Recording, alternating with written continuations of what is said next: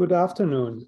It's 1 minute past 4 o'clock, so we start our ad hoc capital markets and OTC derivatives seminar. I welcome you to our first look into the Capital Markets Union package that has been published by the proposal of the European Commission that has been published last week.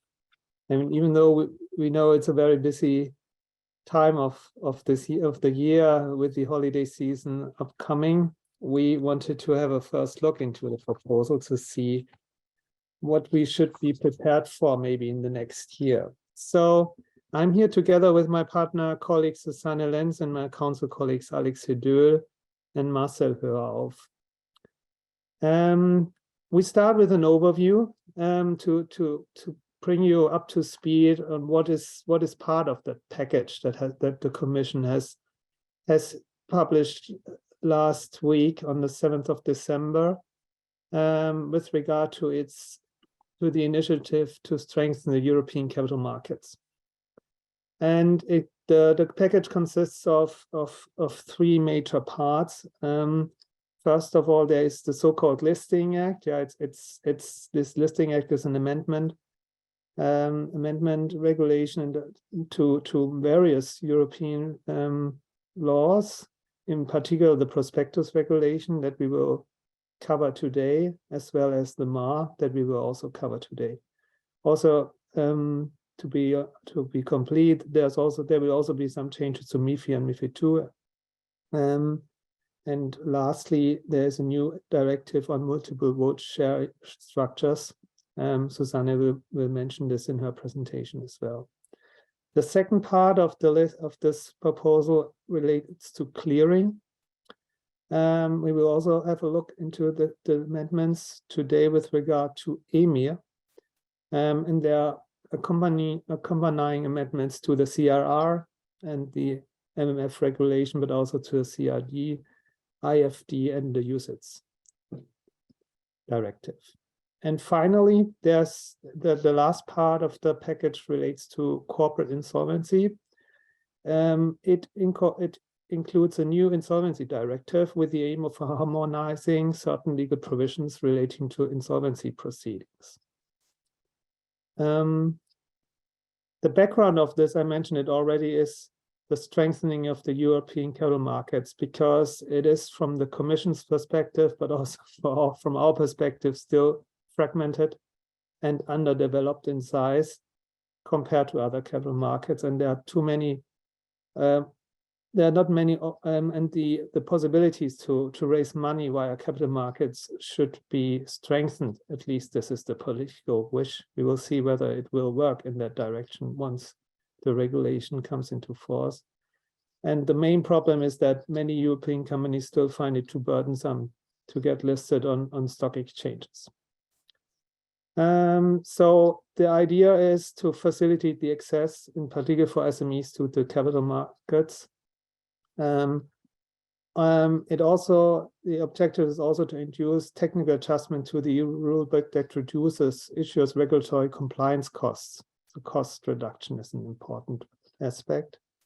The listing process shall be streamlined and legal clarity shall be enhanced. Also, the production and distribution and investment research on mid-caps and SMEs shall be enhanced. And pre-IPO regulatory barriers and unequal opportunities shall be addressed. Benefits are, from the political side, a significant cost reduction. We will see whether this will be the case in practice, at least for the companies accessing capital markets, and for investors and supervisors, an easier navigation of corporate information and a more efficient supervision. With this overview, we're now going into 3 parts of the listing of this package. First of all, the changes of the Listing Act on the prospectus regulation, and my colleague Alex Hedöhl will take over. Thank you, Patrick. So in this part, we will cover the proposals for amendment of the prospectus regulation. And I would like to start with the new exemptions which were proposed for the secondary issuances. First of all, the existing exemption from prospectus requirement for securities which are already admitted to trading were expanded in 3 ways. First of all, the exemption now applies to public offer of securities as well as the admission to trading. Furthermore, the exemption was extended to listings on SME growth markets, and the applicable threshold was increased from 20% to 40%. In addition, the proposal includes a new exemption for companies issuing fungible securities, which are fungible with the ones which already admitted to trading on a regulated market or an SME growth market, and which are listed for at least 18 months.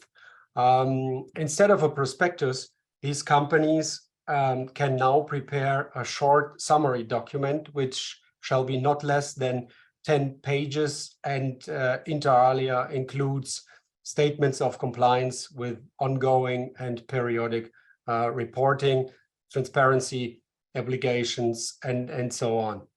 This exemption, however, does not apply to secondary issuances which are not fungible with the securities which are already admitted to trading, and if the issuer is in financial distress or is undergoing a significant transformation. This kind of issuers would need to prepare an EU follow-on prospectus, which is also a new format under the proposal and which we cover in more detail later.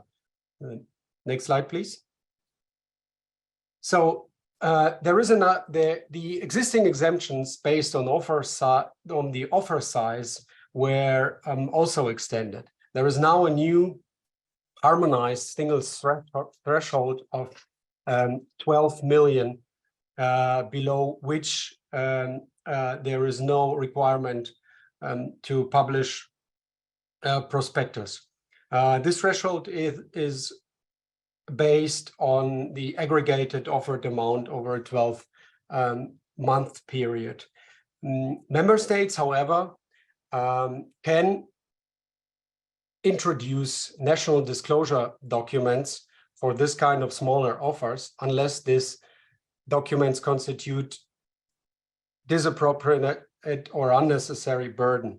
The interesting thing to note here is that the existing system was reversed. Under the current prospectus regulation, there is a possibility for member states to opt into an exemption, where under the new proposed regulation, member states now have to opt out if they do not want this exemption to apply in their member states.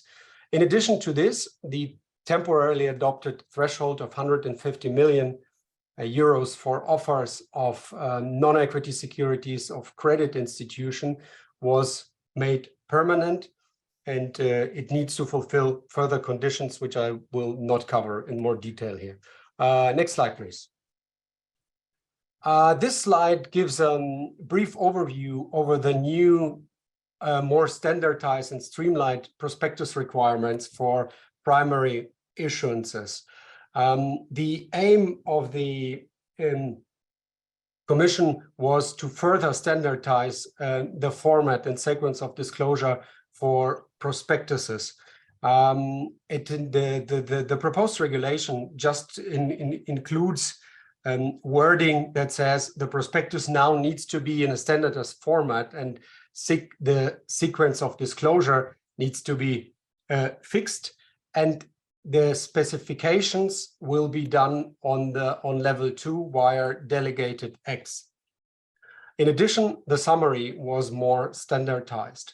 There is now the order of information, which is set out in the current prospectus regulation, is now prescribed. In addition, there was an increase in maximum length by 3 pages, where multiple guarantors are involved. This is something that basically follows market feedback. And what is very interesting, the use of charts, graphs, and tables was now introduced in the provisions for the summary. There is now a new 300-page limit for IPO prospectuses, and the incorporation by reference, which is voluntary currently, will be made mandatory pursuant to the prospectus. We will cover this in more detail later.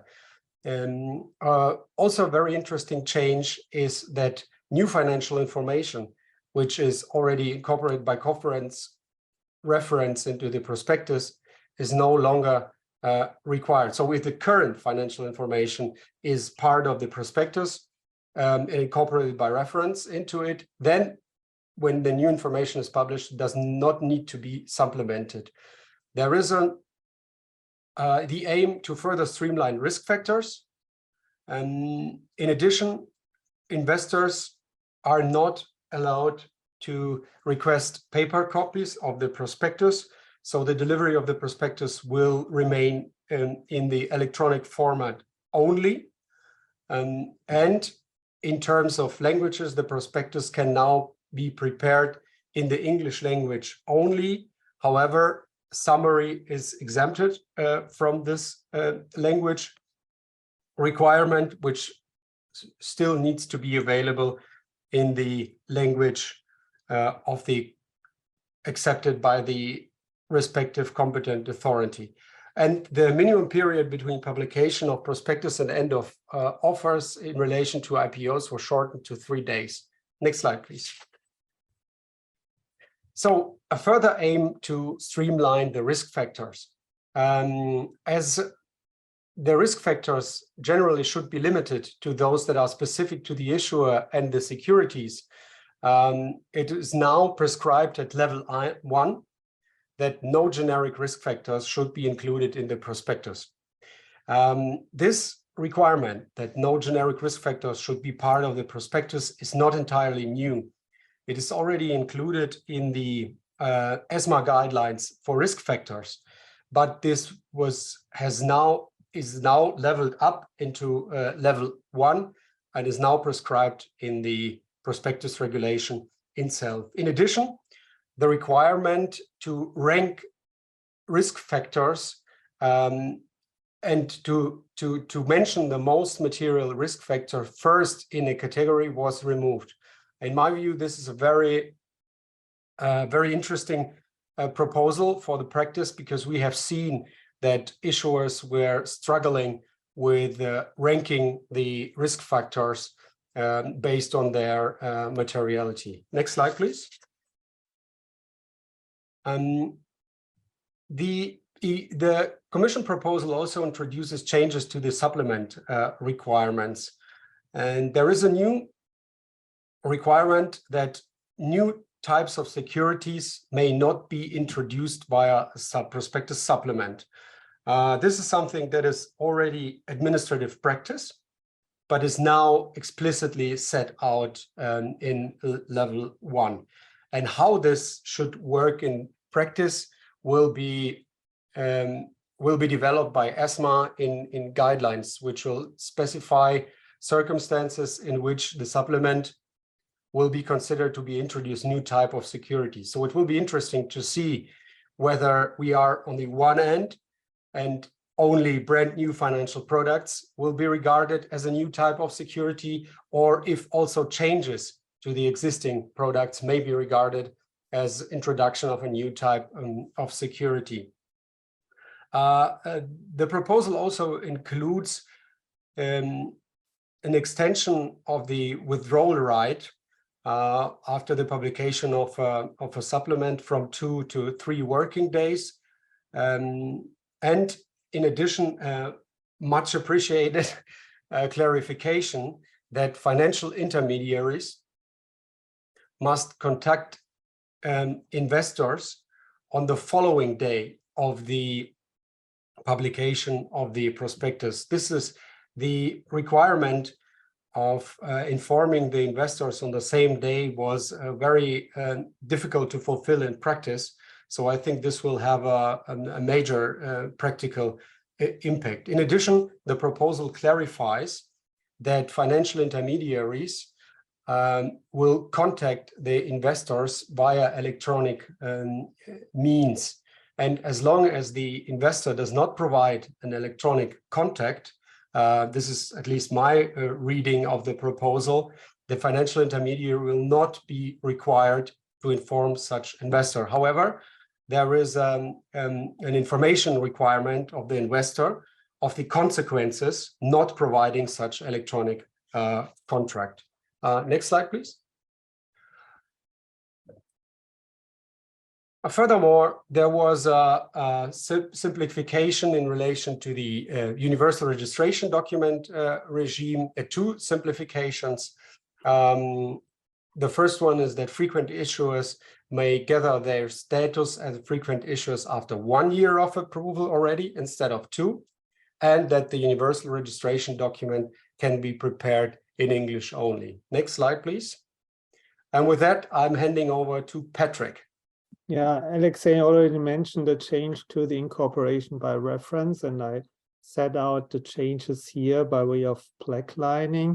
So what is really important to note is that all the documents that can be incorporated by reference currently in the prospectus regulation on a voluntary basis are now subject to a mandatory incorporation by reference. So this means as long as this is information that is required by the prospectus regulation and level 2 with regard to the relevant applicable annexes to an issuer or a security, in particular to the issuer, if, for example, financial information required, these must be incorporated by reference and can no longer be included into the prospectus themselves. You will see how the practice likes to work with that, but as a consequence, these informations are banned from the main part of the prospectus, so to say. Yeah. There's also a clarification in little f you can see, that also sustainability reporting is mentioned here, that is part of that mandatory incorporation by reference. I'm coming to ESG in a bit. There's a new article, paragraph 1a, that extends potential information to be incorporated by reference to whatever kind of information, to the extent it's voluntary. So if it's not prescribed by one of the securities or issuer annexes in level 2, any kind of information that the issuer voluntarily wants to include can be incorporated by reference to the extent it has been published electronically. Next slide, please. Finally, there's a new article, paragraph 1b, and Alexei mentioned it already. Here there's an interesting new provision that says if information, annual or interim financial information are incorporated by reference, which is a must, yeah. If these informations have been updated, there's no longer a requirement to publish a prospectus. I also set out the recitals at the preamble here. What is not so far in terms of drafting efficient or optimal, let's say optimal, is what this more or less says is a kind of a dynamic reference to financial information during the term of the prospectus or the registration document. The drafting should, from our perspective, be could be cleaner and to actually say that, so that it not only say there's not a requirement for a supplement, it should also say that these information are automatically, once published, part of that prospectus. But we will see whether this might be further streamlined, but the overall idea, I think, is clear. So reading it with the overall idea should also work out, but better drafting would be better in that new section. Next slide. I already mentioned ESG. We discuss it a lot. What is required in the future with regard to ESG disclosure? This is a very wild slide, but I put it like this by intent, because it's still not 100% clear what will come. It's the only implementation of ESG disclosure so far has been made by way of amending Article 13 with regards to the powers of the European Commission to adopt delegated acts with regard to the minimum content requirements of the prospectuses. And what you can see that there are two new elements. The first element relates to the issuer and the fact that it might be subject to sustainability reporting. The drafting is still not harmonized here because the overall idea is to extend it to the Corporate Sustainability Reporting Directive, which is upcoming and not yet enforced. But the current proposal text makes reference to the Transparency Directive and the Accounting Directive as amended by Directive 2013. So we hope that once this change comes up, then it is clear that this relates to the Corporate Sustainability Reporting Directive once enforced. And the second part is the securities-related ESG aspects. In particular, if securities are marketed as taking into account ESG factors. We will see how then finally the Commission will take care of these aspects, but it will only occur on the basis of level 2. So we will have to wait for a little bit more time to see what this in fact means to prospectuses in the future. Next slide, and I think Susanne, you take on the follow-up on prospectus. Thank you, Patrick. So the European Commission proposes a new prospectus format, the so-called EU follow-on prospectus, that is to replace the simplified disclosure regime for secondary issuances, as well as the EU recovery prospectus that was introduced in light of the COVID-19 crisis.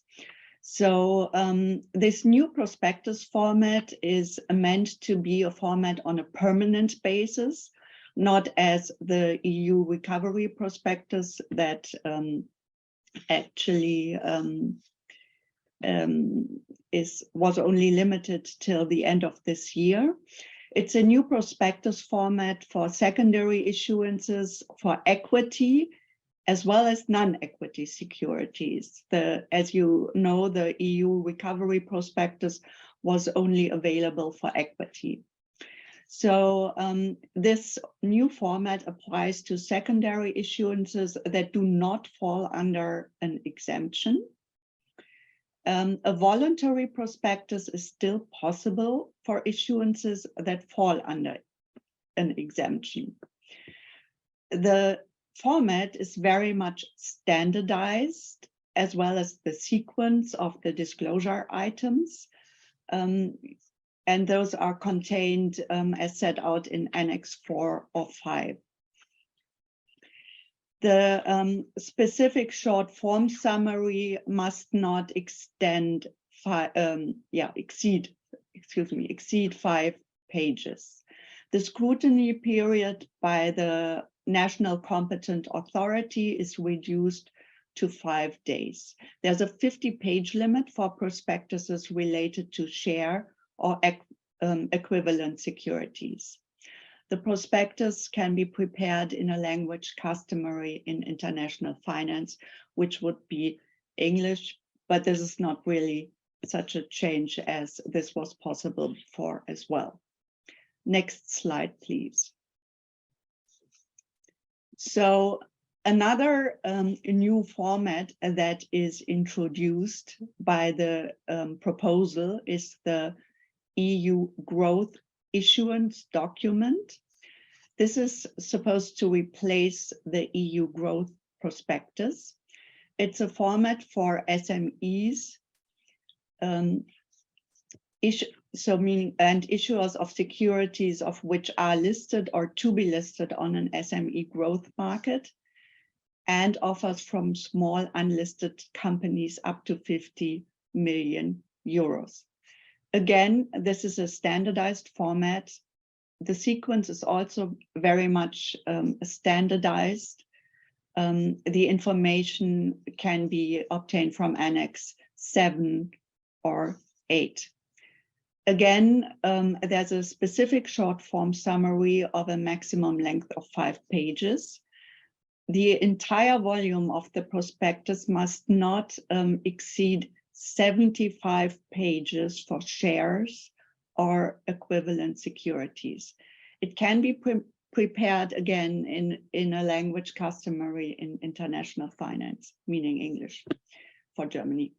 So for whom is this new format required? It's a mandatory format. It's required for SMEs and issuers whose securities are admitted or to be admitted to trading on SME growth markets. If they do not already have securities admitted to trading on a regulated market, in this case, an EU follow-on prospectus is possible. Offers from small unlisted companies up to 50 million euros over a period of 12 months, and if no exemption from the obligation to publish a prospectus for public offers of securities otherwise applies.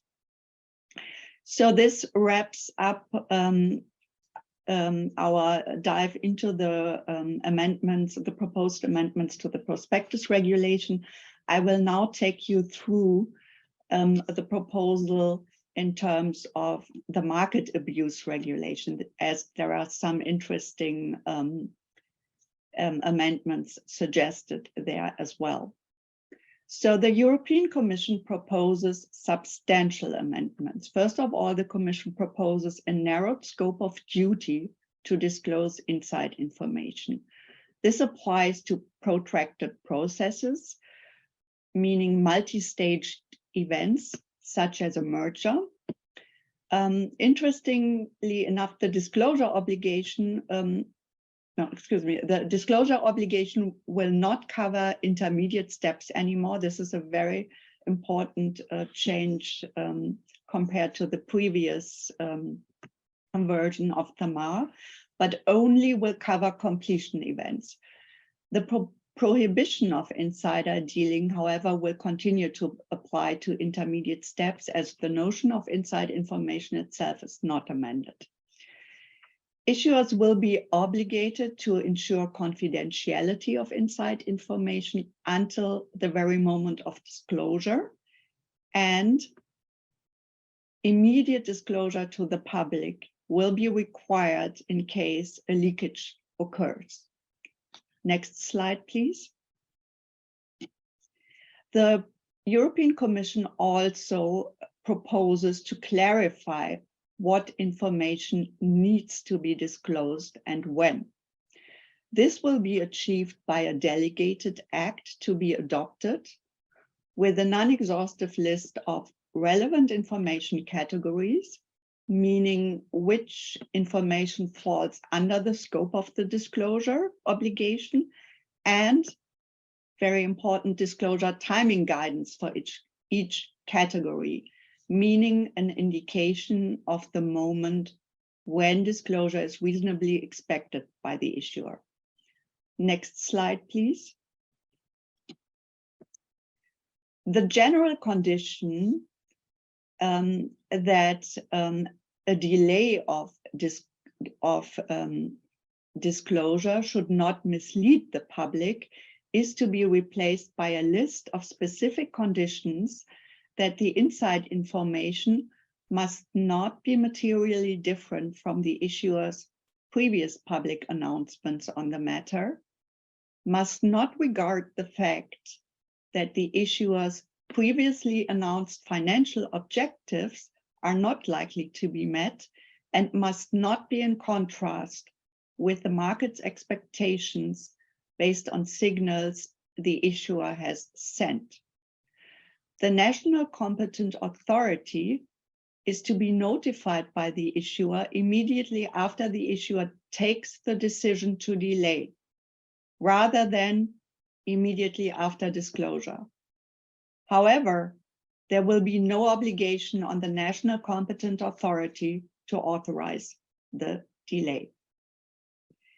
There will also, the European Commission's proposal also suggests amendments to the sanctions regime. administrative pecuniary sanctions for infringements of disclosure shall be proportionate to the size of the issuer, in particular SMEs. Pecuniary sanctions are by default to be calculated as a percentage of the total annual turnover of the issuer. However, the national competent authority may calculate sanctions based on absolute amounts in exceptional cases. Next slide, please. The European Commission's proposal also suggests a simplification of the insider list regime, that's Article 18 of the MAR, for all issuers, including those on regulated markets.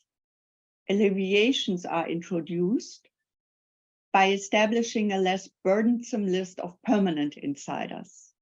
Such list is to include all persons having regular access to inside information relating to that issuer due to their function and position within the insider. The proposal does not apply to those acting on the issuer's behalf or for their account, for instance, accountants, lawyers, and rating agencies.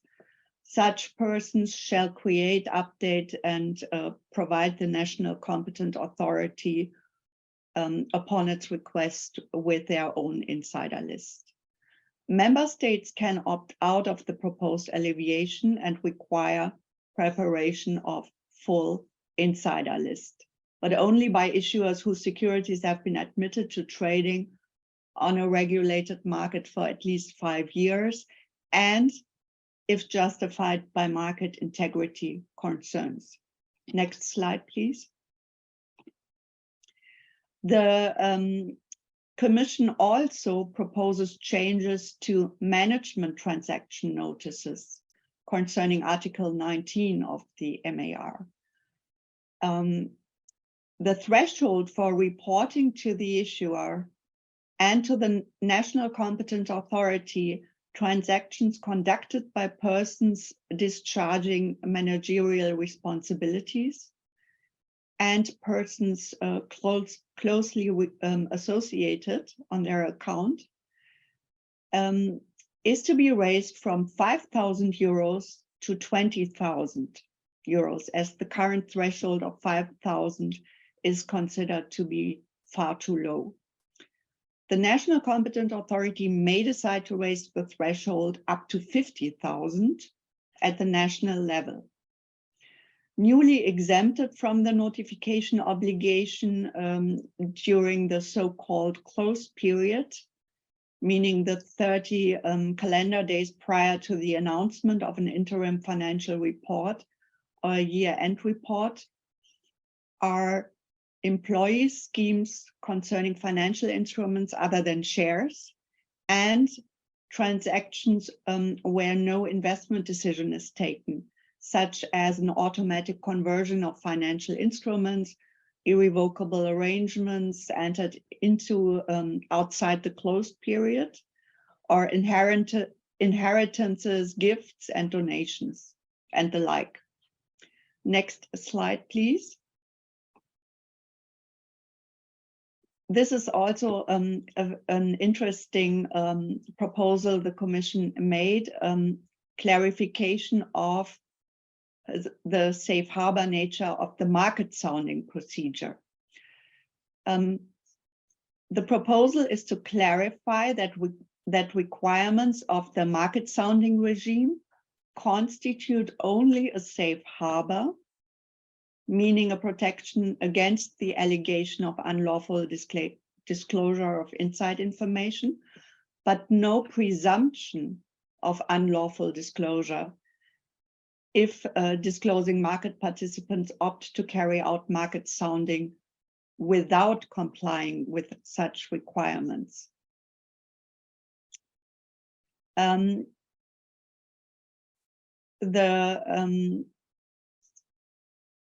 The persons concerned shall consider before conducting market soundings and throughout the entire process whether the process involves inside information, and they shall make a written record of the conclusions and underlying reasons. They are to provide such record to the national competent authority upon request in order for the national competent authority to have the possibility to obtain an audit trail of a process. Furthermore, the definition of market sounding shall be expanded to include cases where the deal is eventually not announced. Next slide, please. And lastly, the European Commission proposes exceptions for buyback programs and stabilization. That's with regards to Article 5 of the MAR. The reporting mechanism that an issuer must follow for its buyback program is to be simplified, meaning issuers must report information only to the competent authority of the most relevant market in terms of liquidity for their shares, and disclose to the public only aggregated information, which makes it a lot easier for them. So that's it for the market abuse regulation. I will very quickly now take you through the new directive on multiple vote share structures, as this is supposed to make listing a lot easier, especially for startups, and is supposed by the European Commission to raise the amount of IPOs in the future, hopefully. So the fear of losing control over a company constitutes one of the main deterrents, of course, for controlling shareholders to access public markets. Multiple vote share structures constitute an effective mechanism to allow companies' owners to retain decision-making powers in a company while raising funds on public markets. The proposed directive shall apply to the adoption of multiple vote share structures by all companies seeking first-time listing on an SME growth market in one or more member states. Next slide, please. Excuse me, one back, please. So the European Commission proposes a minimum harmonization directive. So member states may adopt or retain national provisions allowing companies to adopt multiple vote share structures in other situations. Member states must ensure that companies may adopt multiple vote share structures when seeking first-time admission. But member states shall leave flexibility to companies to adopt multiple vote share structures before seeking admission of shares to trading. Next slide, please. The member states must ensure fair and equal treatment of shareholders and provide for adequate protection of interests of the company and shareholders that do not hold multiple vote shares. This is to be done by introducing appropriate safeguards. So ensuring that the company, the minimum level of harmonization for safeguard entails ensuring that the company's decision to adopt a multiple vote share structure and any subsequent decision to modify multiple vote share structures are taken by the general shareholders meeting and approved by a qualified majority, and limiting the voting weight of multiple vote shares on the exercise of other shareholders' rights. Next slide, please. Additional safeguards that member states may consider adopting are provisions to avoid enhanced voting rights. And member states may adopt the requirement to ensure enhanced voting rights cannot be used to block adoption of decisions by general shareholders meeting, which are aimed at preventing, reducing, or eliminating adverse impacts on human rights and environment. Next slide, please. The member states are to introduce disclosure requirements for companies that adopt multiple vote share structures.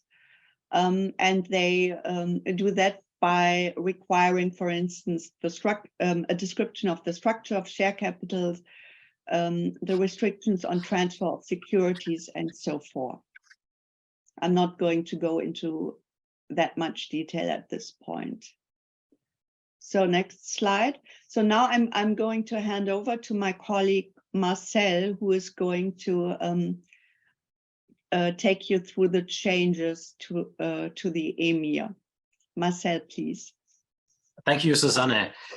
Changes to EMIR, the European Market Infrastructure Regulation, and related changes also to the CRR and the Money Market Funds Regulation. The proposal of the European Commission has or foresees not less than 33 amendments to EMIR, which is by far the biggest revision of EMIR since its entering into force in 2012. But no worries, we're not gonna go through each and every detail of these changes. In the next 10 or 15 minutes, we wanted to highlight 3 key changes and also mention 4 to 5 other changes of EMIR, which we have also listed in our presentation. And you could, if you're interested, look up all the other changes. But just to let you know that this is a really big change to EMIR, much more than the recent changes this regulation had in the recent years. EMIR, since it's entering into force, has ever been subject to change. Last by virtue of EMIR refit, and then EMIR 2.2.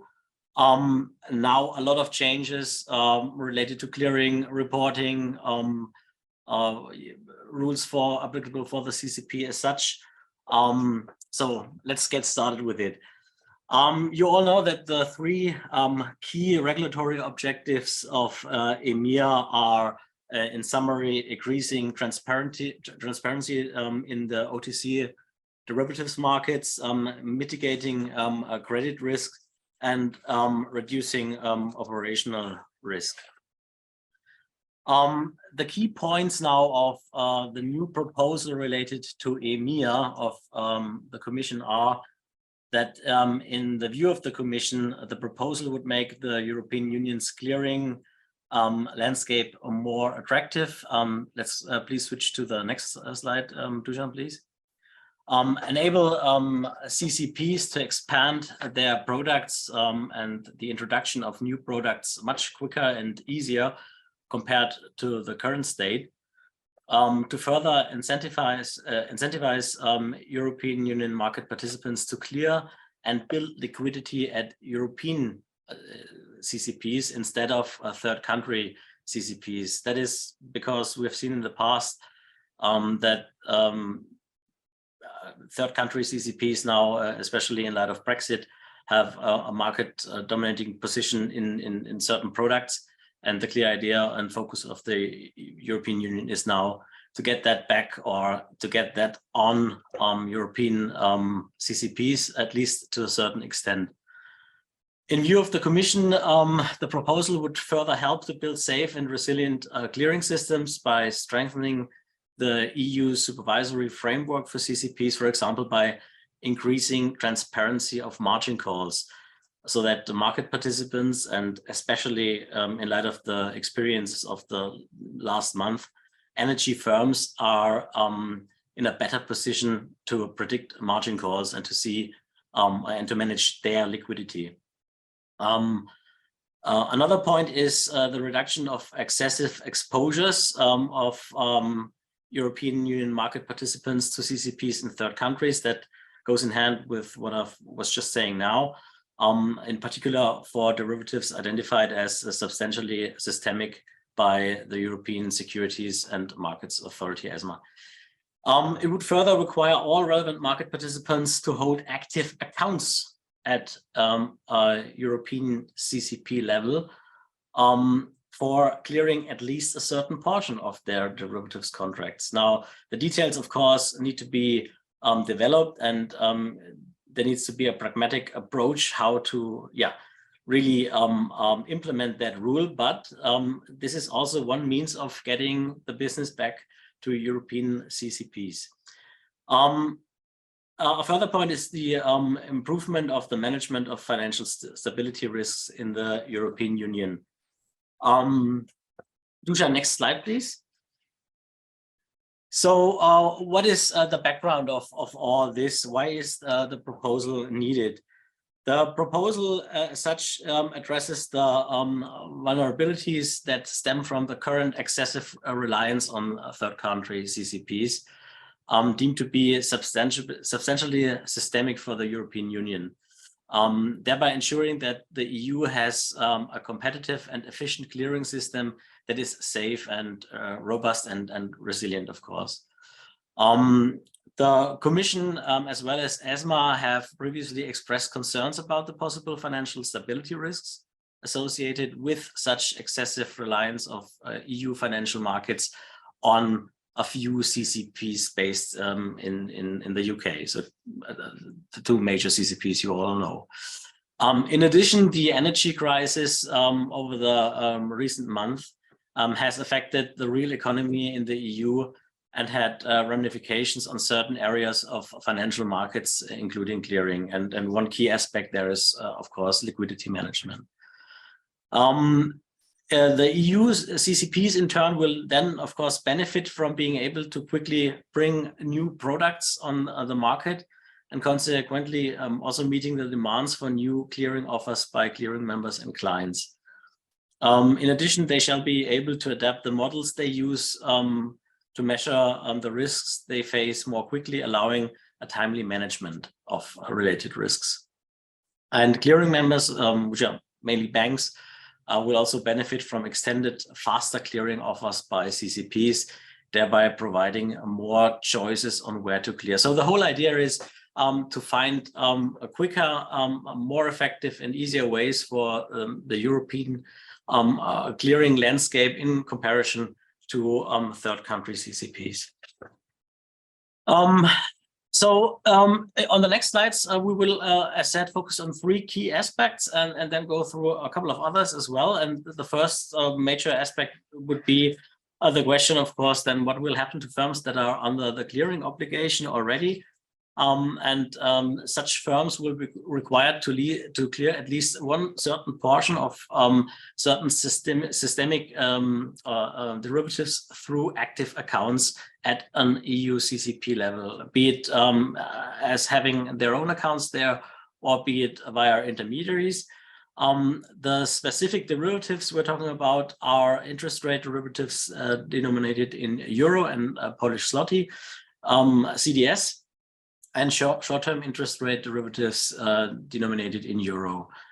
The requirement to clear such specific derivatives in the EU or on a European CCP can be, as said, met via opening an account at the CCP. On the cost side, of course, this will result in further costs for market participants, but given that many market participants already have a robust clearing set up also with respect to European CCPs, that should not be a major point at that stage. Many market participants have already clearing relationships to various CCPs. So in a sense, in many cases, that will be just a switch from third country CCPs to European CCPs. And that is exactly the intention of the European Union. To the next slide, please. EMIR has a general concept when it comes to clearing, when it comes to margining, but also to reporting, the concept of equivalence. So you will always need to check if you're talking about a third country counterparty, and you ask yourself the question whether you need to clear these derivatives, whether you need to post margin, whether you need to report these, whether, there could be relief, or there could be exemptions by way of certain provisions under EMIR, and those will always foresee the question whether such third country regime has been considered equivalent. So for intragroup transactions now, the proposal foresees a simplification of such framework. It provides more legal certainty to market participants and international partners by deleting such equivalence requirement, but instead by introducing a list, so to speak, which countries are in scope and which countries are out of scope. In order to benefit then from the intergroup exemption, entities located in third countries should be in a country that is not identified as having deficiencies in terrorist financing and anti-money laundering regulations, or considered as a non-cooperative jurisdiction for tax purposes. And if such requirements then are met, and the details will likely also be, then regulated on level 2, then companies can make use of such exemptions. The same approach of equivalence can also be seen when it comes to the question whether third country CCPs can be recognized for the purposes of EMIR. And also there you will see changes that by means of the introduction of the possibility for the European Commission to take a more proportionate approach when adopting an equivalence decision for a third country by waiving the requirements to have an effective equivalent system for recognizing a third country CCPs. The third major point then would be, it's just those two. And if we go on the next slide, Dusan, and I would say it's 41. We have then in the following slides, and that's also for your reference in the future, listed all other changes related to those key aspects we were just discussing now. And there are really a lot. It's 33 changes, as said. Maybe just to mention a few more on top of what we've just discussed is the clearing obligation for financial counterparties. So Article 4A of EMIR is amended, and as a result, when calculating the position towards the thresholds under such article, only those derivatives contracts now that are not cleared at a CCP are taken into account. This is a change which also results due to the market developments in cause of Brexit, and having seen certain firms reaching or even trespassing certain thresholds just because certain derivatives are considered as OTC derivatives only because of countries leaving the European Union and so on and so forth. So now we have a clear look on the clearing level, not so much on the marketplace level as before. The active account we've already discussed, so we can go to the next slide, maybe on slide 42. And there you will see, and that is something which is kind of a regulatory kind of a new approach. We have seen that also for the recovery and CCP recovery and resolution directive, that market participants and clearing members have more disclosure requirements vis-a-vis their customers, and another new one. So not only about explaining about clearing models and having a disclosure there, not only about what happens in case of an insolvency of CCP, but now also giving information about clearing services.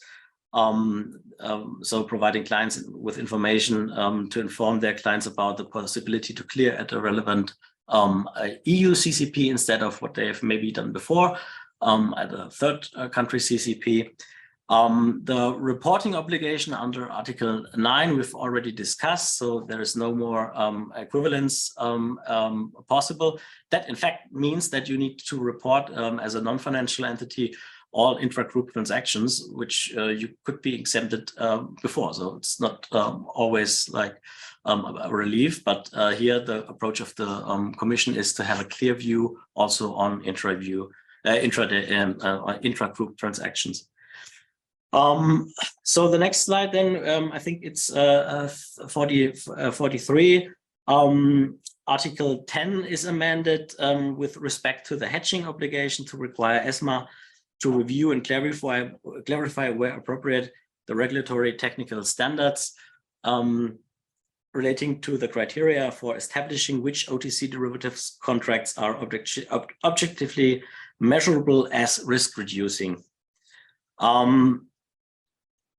Another example of the changes would be on slide 44. If we can go to that one, Dusan.